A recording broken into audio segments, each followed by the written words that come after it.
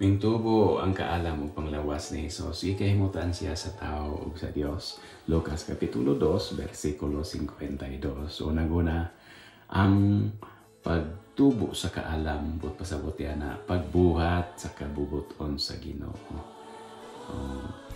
Mao ni nakalahi sa kahibalo ug sa kaalam, kay ang kahibalo magbase yun na sa rason, tawhanon, apan ang kaalam magbase yun na sa ato ang pagtuo, pagsalig sa Dios. Ikaduha, ang balaang pamilya nga si Jose Maria Jesus nagtuman yun sa kabubuton sa Dios.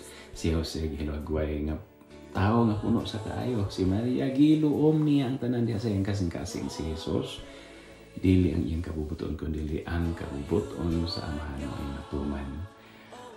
Ikatulo, kitang tanan nga mga miyembro sa balaang katawan sa Dios gitawag sa pagkabalaan, pinaagi sa ato ang pagtuman sa kabubuton sa Ginoo.